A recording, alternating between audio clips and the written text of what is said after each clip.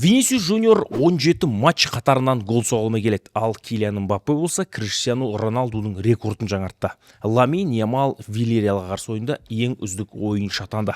Жалпы осы сенбі жексенбі күндері қандай қызықты ойындар өтті. Ла Лига 2025 жыл маусым аяқталды. Енді 26-да әрі қарай жалғасады. Қызықты ойындарға шолу жасаймыз. Ерспорт YouTube арнасы. Қош келдіңіздер. Ассалаумағалейкум. Кеттік. Бұл Ерспорт ерсін ерікпен. Бұл Ерспорт сіздермен бірге. Ерспорт YouTube арнасындағы барлық шығарылым Фон Тим достарымыздың көмегімен жүзеге асырылады. Ендеше Фон Тимнің әлеуметтік желідегі барлық парақшаларына тіркеліп алыңыздар. Ассалаумағалейкум деп кеттік деген қалай кетті? Негіз келген кезде амандасасың ғой. Бірінші кезекте. Қалайсыздар? Жағдайларыңыз қалай? 25 жылдың соңғы күндері, бірақ та футбол тоқтаған жоқ, жалғасып жатыр. Әсіресе мына Ла Лига, АПЛ өте қызықты өтіп жатқан көріп отырсыздар. Енді бірден мен осы Реалдың ойынына тоқталғым келеді. Әрі қарай Барселона, Ливерпуль, Челси кете береміз. Реал Мадрид өз алаңында Севильяны қабылдады және 2-0 есебімен жеңіске жетті. Бұл ойынды жеңу арқылы Барселонамен 1 ұпайға дейін қысқартқан турнир кестесінде, бірақ Барселона кейіннен Вильяреалды жеңіп 4 ұпай озып кетті де 2025-ті әдемі аяқтады. Яғни 4 ұпай Реалдан озып кетті, 9 ұпай Атлетико Мадридтен озып кетті. Все чемпиондыққа тағы да үлкен қадам жасады. Яғни Барселона 2025 жылдың чемпиондары. Ал Реал, енді Реал Мадридте қазір Хаби Алонсо бапкер. Бұл 2025-те неге Барсадан жоғары емес? Барсада да проблема көп қазір, білесіздер. Кеше ғана Кристенсен сынып қалды, Ольмо бар, Педри, Гави көп. Енді қазір ол жайлы сәл кейінірек. Ал Реал Мадрид командасында айтарлықтай мәселе бар. Хейсен де сынып қалған кез болды, Рюдигер де сынған кез болды. Яғни ойнай алмаған Трент Александр-Арнольд қазір үлкен бір үміт артқан ойыншы жоқ. Сол қапталда ойнайтын Фран Гарсия ойнап жүр қазір. Бұл жақта Каррерас та қазір жағдайын білесіздер не болып жатқан. Шабуыл шебінде енді Винисиус міне 17 матч гол соға алмай келеді. Сборной Бразилияда гол соға алмады. Ла Лигада 15 матчында гол соға алмай жатыр. Кеше мысалы осы ойыннан кейін оны 83-ші минутта бапкер ауыстырып сонда стадионның ысқырығын көрдіңіздер. Жаңағыдай жақтыртпай, оны сынап, сынның астына алып 17 ойын гол соқпау деген енді Винисиусқа мен сенбедім басында. Бірақ қарасаң пытырлатқан матчтар бір 2-3 ассист берген, одан басқа гол жоқ. Бұл енді алтын доп алады деп отырған ойыншымызға негізі әжептәуір проблема мынау. Сондықтан да Винисиус білмеймін енді жаңа жылды қалай бастайтын, бірақ мынау өте шынымен сын айтатындай нәрсе. Көбінесе комментарийлерді оқып отырмын. Футболшы емес әртіс, әртіс болмаса клоун болмаса цирктің күзетшісі деген әңгімелер жазылып жатыр. Енді бір жағынан футболшыда бір спат болады ғой негізі. Енді оған Винисиустың өзі де кінәлі, басқа жанкүйерлердің де енді сынына бір қалай айтсам болады. Оған кері әсерін тигізіп жатқан шығар енді өзі біледі, бірақ нағыз кәсіпқой футболшы бұндай сәттен тығырықтан шығу керек. Енді ол қалай шығады білмеймін мен.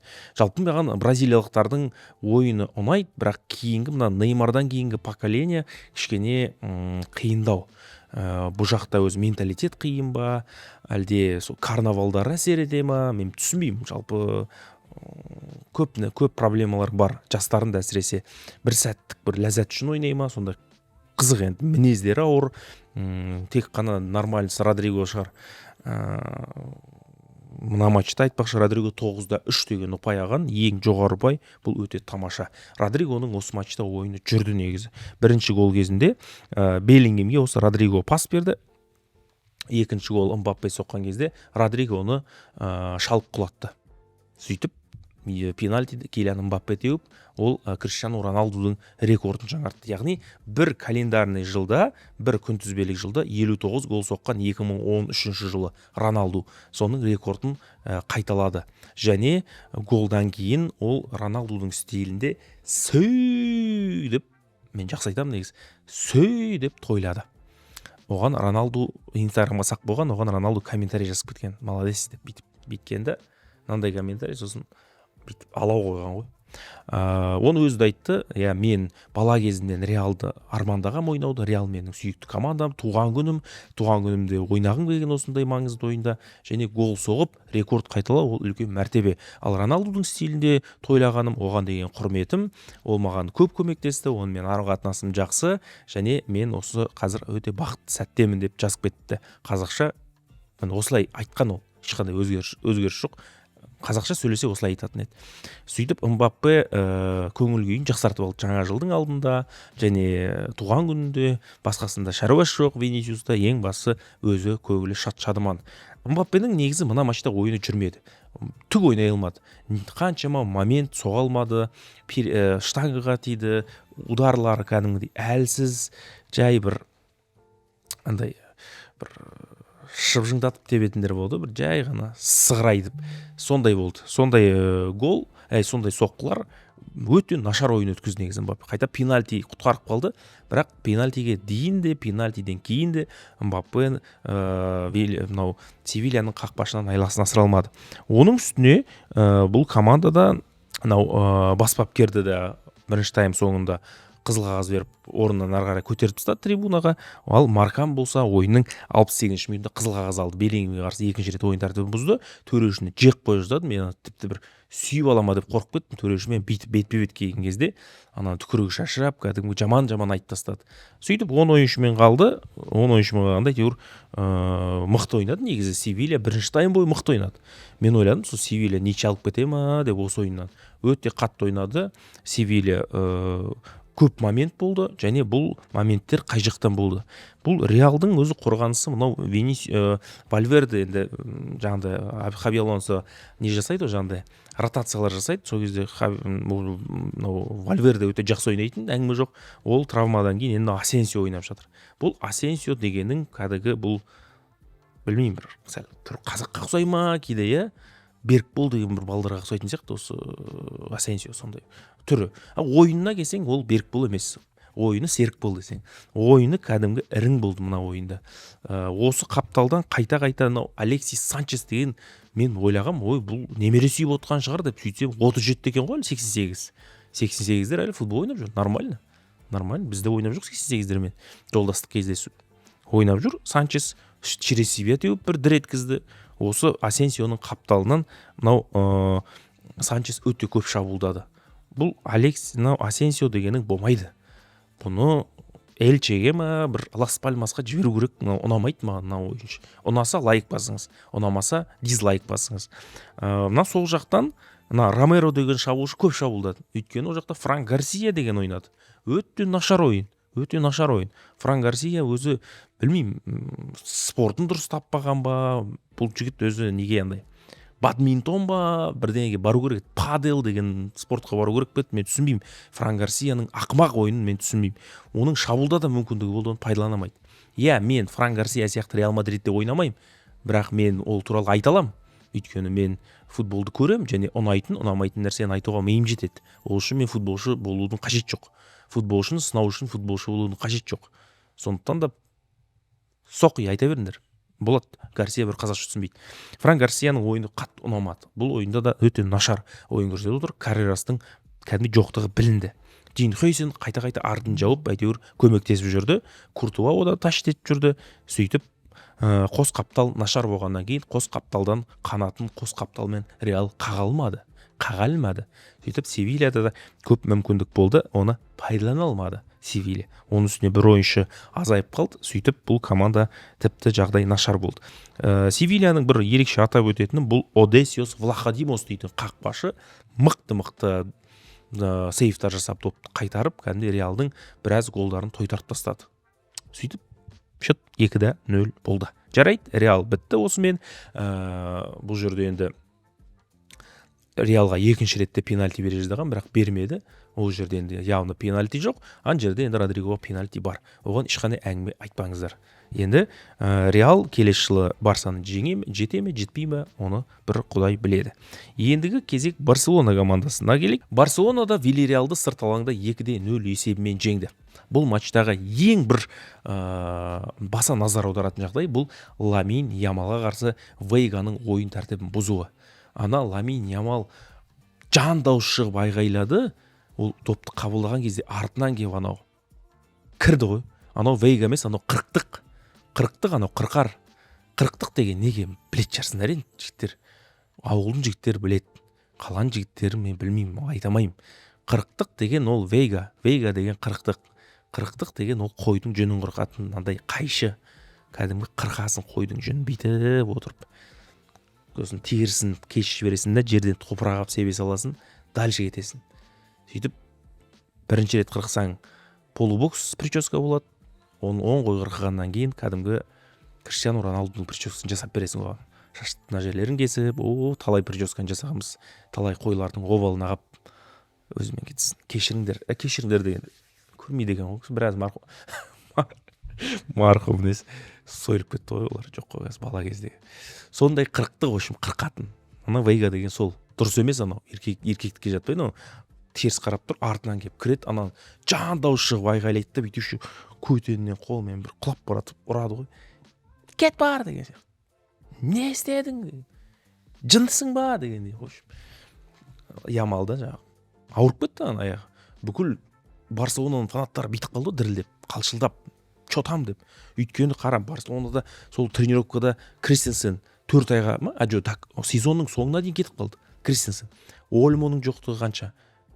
Педри, Гави, Араухо.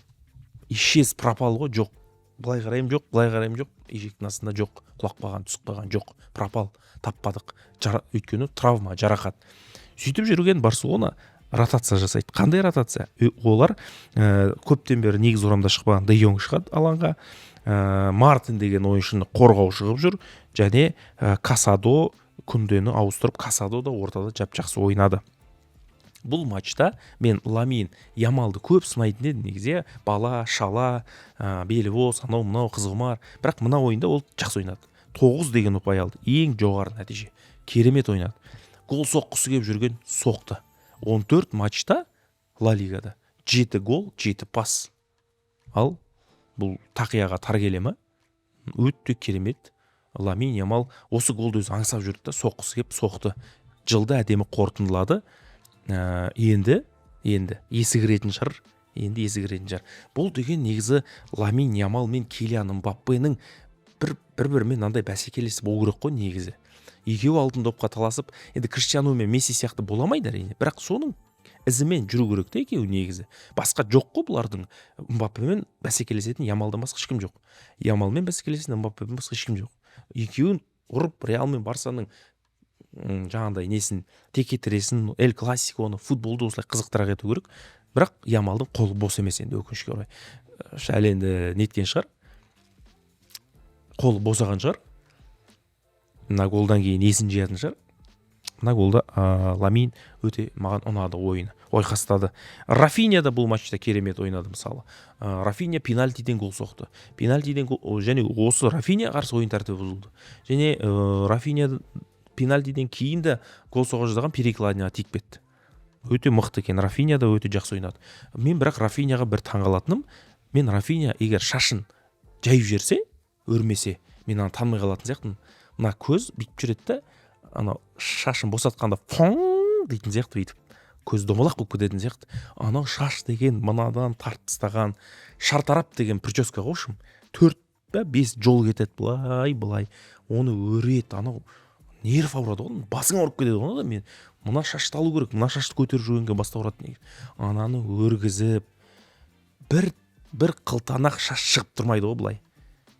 Біздің шашты қара, оныңкін қара. Ананыңкі шаш, біздікі шашпау десең бе. Ананыңкі енді прическасы мен айтамадым. Еще бит басың тартып тұрады, еще сен футбол ойнайсың. Еще сен күлесің, қуанасың, жүгіресің, терлейсің. Бірақ шашың бит тартып тұрады да. Бізге неге онда істемейміз? Өйткені дүниенің кеңдігінен не пайда? Егер аяқ киімің тар болса деген сөз бар ғой. Соны шашқа байланыстырып білесің бе? Дүниенің кеңдігінен не пайда? Егер шашыңды тартып тастасаң. Еркек адам шашын өру деген мен түсіне алмадым. Енді ол батыс қой, жарайды. Көзін бүйтіп тастағанша дейін тартады да. Ана шын өрме деген не болатын сияқты, ерекс болатын сияқты. Өрме деген сияқты. Туканың әзілі бар ғой. Сондай болатын сияқты. Кәдімгі өріп тастаған екен. Разговор жоқ. Мен таңғалам. Анандай шашпен ойнау, ананы шашты босатқан кезде көз фаң деп бүйтетін сияқты. Сөйтіп елікті енді Рафиняға, иә, сондай шаш жасап ал, сөйтіп тарт, көзіңді сықсый қыл. Бірақ ойынмен Рафиня сияқты ойнай алмайсың бәрі. Сондықтан да шашты еркіне қоймай, осылай полубокс қылып, жанын 1,5-мен, төбесін 3-пен қалдырып жүре беріңдер. Өз барберге барсаңдар түсінеді. Осы біздің қазақтың прическасы осы ғой. Андай мұндай деген болмайды. Қысқасы жарайды, шашқа кетіп қалдық қой. Қылшыққа кетіп қалдық қой. Қылшық демекші деп ақпа дейін бәрі қарай. Жоқ, қылшық туралы ешқандай әңгіме жоқ. Бұл жерде енді Барселона, мына жерде енді Левандовский шықты, Решфорд шықты. Рашфордтың ойыны маған ұнайды негізі, жігіттер. Өтте сондай бір андай әдем ойнайды. Пастары да әдемі, енді гол көп соқпайды, әңгіме жоқ. Бірақ пастары әдемі. Енді түріне қарасаң анау бір футболист, звезда деп айта алмайсың. Ананы сәл мұрнын бүйтіп бассаң, анау енді Қазбек деген жігіт анау негізі ше. Еуропалықта. Бұлай ойыны енді маған ұнайды. Өте мықты. Міне вот осы жігіт нағыз футболист. Шашына да бәрібір, түріне де бәрібір оған. Мұрт, сақал бәрібір ойнайды. Әдем ойнайды. Ырзамын. Өз ләззаты өзінде. Красавчик. Рашфордтың маған ойыны ұнады. Қысқасы, Барселона командасы бұл матчта өздерінің лайықты бағаларын алды. Лайықты 3 ұпайын алды. Негіз Вильяреалды 10 ойыншымен қысты біраз. Микаутадзе деген де мықты екен. Мен бұл команданың қақпашысы Жоан Гарсияға ырза болдым. Өте керемет қайтарды. Неше рет удар болды. Опасный ударлар көп болды. Қайтарды. Және матчтың үздік ойыншыларының бірі болды. Ырза болдым. Молодец, красавчик. Жоан Гарсия. Енді Барселона демалысқа кетті. Айтпақшы демалыс демекші, Винисиусқа 83 минутта хейт кетті ғой. Содан кейін ол Реалдың Инстаграмда авасында Реалмен тұрған, формамен тұрған фотосын алып тастап, Бразилия құрамасымен түскен фотосын қойып қойыпты. Және сторисін қарасам, Дубайға ұшып баратыр демалысқа. Міне, нағыз демалыс соларда. Ертең басталады. Шортыйды тізеге дейін түсіріп алады да, салбыраңдап жүреді сол жақта. 4-5 сылқымның қасында өздері сигара шегіп, яқтан ортасында, сырттан оны зуммен 1045 метрден фотоға түсіреді, соны әлеуметтік желіге таратады, соны талқылаймыз, қыздарын айтамыз, бүйтем, сөйтіп, сонымен жынды болып жүреміз. Олар сөйтіп демалып жүреді. Өмір солай. Дубайға барсаң, табасың ба, таппайсың. Олар Дубайдың бір шетінде жүреді өзі. Байлар жүретін жерде. Сондықтан да ойбай қорықпайтайын деп, ондай ой мазаламасын. Жарайды. Енді ағылшын премьер лигасына келейік. Мен бұл жерде ырза болған командам бұл Ливерпуль командасы. Ливерпуль командасына мен ырза болдым деп айтамайын, бірақ анау травманы көрдіңіздер ма? Исактың өте ауыр 4 айғама кетіп қалды. Гол соғып, өз заменадан кіреді. Гол соғады. Гол соққан кезде қырқат. Гол әдемі, бірақ анау жаным ашып кетті. Мен футбол ойнағым келмей қалды анадан кейін. Өзімде шабуыл жебінде ойнаймын. Андай қырқарлар көп қой негізі әуесқой лигада. Біреуіне тап болып қаламау деп қорықтым. Исак обал кетті. Одан кейін Икитике гол соқты. Икитике гол соққан кезде мен негізі ойын тәртібі бұзылған шығар деп ойлағам. Бірақ бұзылмапты, итеріп баспен соқты. Сол Икитике гол соққаннан кейін анау не қуаныш, мен түсінбедім соны. Шортыйды төменге қарай түсір жіберді да. Не істеді мен? Не айтқысы келді, мен түсінбедім. Бірақ дубинка көргендей болды мен, бірақ басқасын түсінбедім. Сондай барын көрсеткісі келе ме, мен түсінбеймін. Жалпы осы Икитикенің қуанышын түсінсеңіздер, празднованиясын жазыңыздар комментарийге. Қуаныш демекші, мына Ламин Ямал гол соққан кезде, Барселона ауысып кетті слайш, Ламин Ямал гол соққан кезде бүйтіп деді ма? Кімге сықырып жатыр? Неге сықырып жатыр? Баяғыда біз осылай сықыратынбыз ауылда. 94-төрдің сықырығы өзі бөлек болатын. Қазір енді этаж үйде шулатып жіберейін деп тұрмын, бірақ бір сықырықпен ауылды шулататын баяғыда. Деген сықырықтар болатын. Сөйтіп деді ме? Не деді? Мен түсінбедім. Бұл сықырықпен не айтқысы келді? О, тәпсірлеңдер. Өзі бірден ойлап тапқан ғой енді. Бірақ онша емес. Ұнамады. Барсафандар айтып барыңдар. Ұнамады. Сөйтіп Ливерпуль жеңіске жетті. Икитике гол соқты. 2-1 Ришарлисон 2-1 қылып кетті. Ришарлисон гол соғып, анау гол соғып, допты алып командаластар ортаға жүгіріп барады, кетіп барады анау Икитикені иығынан басып, жексұрын деп кетіп баратқан сияқты да, иығынан басып, анан жаншып, патсан балаға кетіп баратыр да. Ай, бразилиялықтар, ай, оңбайсыңдар. Сөйтіп, оған сабасылай тұрып беріп, сәл ерексіп, Ришарлисон өмір бақи Ливерпульға бармайтындай болып кетті мына жерде. Қызық болды. Өте қызық болды. Одан кейін Ньюкасл мен Челси ойнады. Мына Вольтемада деген кәдімгі аттай шауып жүр. Өткенде фон тимде дауласып қалдық қой. Қазір Карл Баварияда, Карлдан басқа Германия футболында мықты ойнап жүрген ешкім жоқ деп. Міне Вольтемада бар. Бірақ ол шабуыл шебінде ойнайды. 2 гол соқты. Өзі аяғы да ұзын, бойы да ұзын, шашы да ұзын. Сондай өзі. Ол біраз жері ұзын адам екен. Сөйтіп сол ұзындығының арқасында 2 гол соқты. Ливерпульға ойын бастала салысымен 2 гол соқты. Челсиге 2 гол соқты. Сөйтіп Челси екінші таймда 2 гол соқты. Бірінші тайм Ньюкасл мықты ойнады, екінші тайм Челси мықты ойнады. Сөйтіп 2-2 болып матч аяқталды. Маған енді бұл жерде Рис Джеймстің голы ұнады. Штрафнойдан кәдімгі қадай салды. Өте мықты тепті. 2-2 өте тартысқа толы ойынды мен көрдім бұл матчта.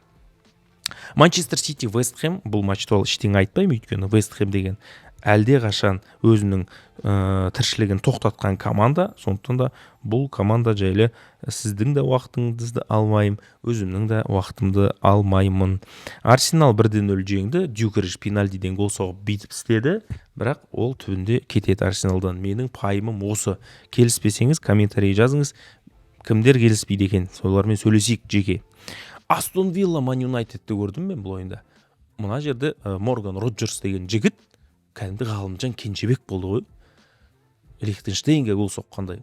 Былайын алдырып бір тепті, былайын алдырып бір тепті. Манчестер Юнайтед негізі голды соқпайтын еді. Ана өздері қателесті. Астон Вилла оборона сөйтіп ана Куня деген пайдаланып кетті. Куняның Куня голы ғой, шым. Куня болды ол.